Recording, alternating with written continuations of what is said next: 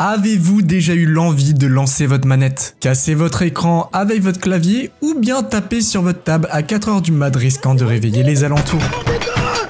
Bien joué. En plus de ne plus avoir de matériel et un bleu sur l'une de vos mains, vous avez fait preuve de rage. Mais comment cette colère fonctionne-t-elle? Qu'est-ce qui la provoque et quels en sont les risques? Bienvenue à toi, je suis Toasty et aujourd'hui nous allons voir pourquoi ton cerveau réagit comme ça. Comment cette colère fonctionne-t-elle? Votre colère est dirigée pour une cause précise. Dans un premier temps, les émotions prendront le contrôle. La tristesse, la joie, la peur ou bien la colère, toutes ces réactions ne durent que quelques secondes. C'est à ce moment-là que votre cerveau prend conscience de ce qui se passe. Pour ensuite ressortir de cette émotion une tension qui peut entraîner des cris, du rire ou même des pleurs. Mais pour avoir ce comportement, il faut avoir un élément déclencheur. On en parlera plus précisément plus tard. Vous avez sûrement déjà vécu un moment comme celui-ci. Vous ne pensiez pas réussir un examen et au final vous avez la meilleure note? Ça fait plusieurs minutes, voire plusieurs heures que vous êtes fixé sur un objectif. Vous pensez que rien ne peut vous arrêter et vous mourrez? Vous êtes pris de panique par votre petit frère qui vous fait une mauvaise blague? Avec chacun de ces exemples va en ressortir un comportement type à la situation. Et certaines personnes utilisent ces déclencheurs pour avoir une certaine pression et être plus satisfait à la fin. Bien sûr, vous connaissez tous le jeu Minecraft. Avec les plus de 126 millions de joueurs, les différents monstres, son monde gigantesque. Dans Minecraft, il existe plusieurs difficultés. Du niveau peaceful pour ne rencontrer aucun monstre, au mode hard qui rendra beaucoup plus difficile votre simple survie avec zéro objectif. Il vous sera possible de mourir et revenir à la vie plusieurs fois. Mais les concepteurs du jeu avaient prévu le coup.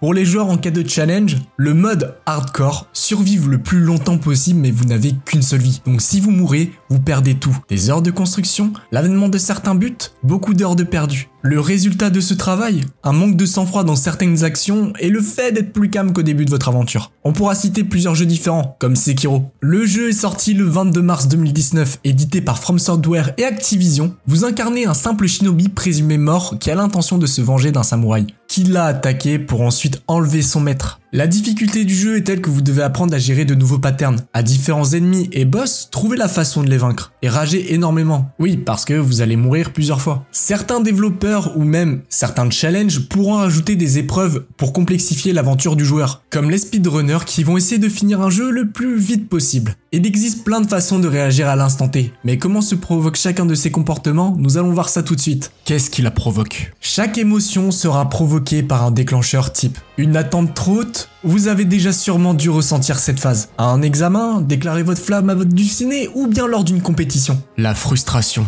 Un mélange de colère et de déception. Cette sensation de résistance par la volonté, ce qui provoque une insatisfaction de ne pas réussir l'un de vos désirs. La réussite. L'un des déclencheurs qui est le plus connu, le plus satisfaisant. La réussite est l'envie de réaliser ce que vous voulez faire, ce qui peut se rapporter à de la joie et donner l'essence d'une vie réussite. L'inconnu. Tout le monde est déjà passé au moins une fois dans l'inconnu. La peur ou bien le rejet. Regardez votre premier film d'horreur sous les couettes de votre lit alors que vous n'avez que 5 ans. Le stress monte, vous ne voulez pas réveiller vos chers parents. Et le moment où vous vous y attendez le moins, bouh.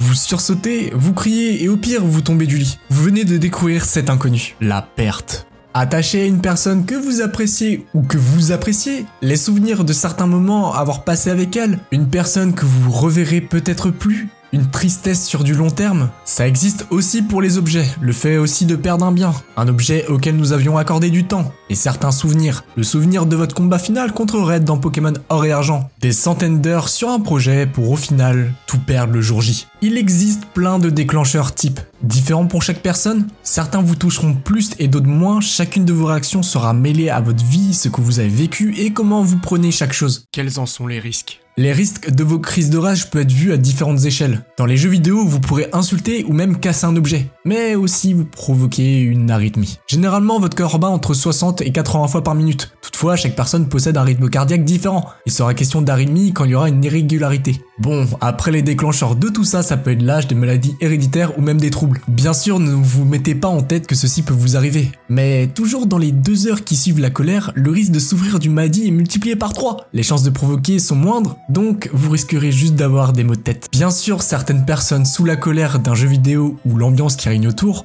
peuvent avoir certains comportements très risqués. Ghost Recon.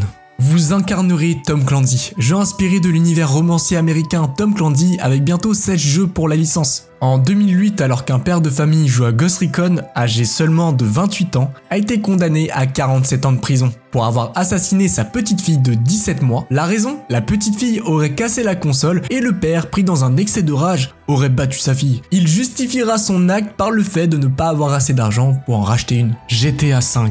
Je pense que vous connaissez tous ce jeu. Il est souvent cible de critiques par des anti-jeux vidéo. GTA a été le point de départ d'une tragédie. Aux Philippines, un jeune garçon de 19 ans a assassiné un chauffeur de taxi après avoir tenté de le voler. La raison sera un manque d'argent pour se payer le jeu. Il l'aura avoué plus tard s'être inspiré de ce dernier pour commettre son crime. Call of Duty Modern Warfare 2. Ce jeu a été dans l'actualité à cause d'Anders Breivik. Le Norvégien de 38 ans a été à l'origine du terrible attentat de l'île d'Utøya, survenu en 2011. Devant les juges, il a justifié l'utilisation de ce jeu pour s'entraîner au maniement des armes, avant de passer à l'acte. Ceci dit, ces événements de rage ne peuvent être liés que à des FPS ou des jeux PEGI 18. C'est pour ça que maintenant je vais vous parler de Dota 2.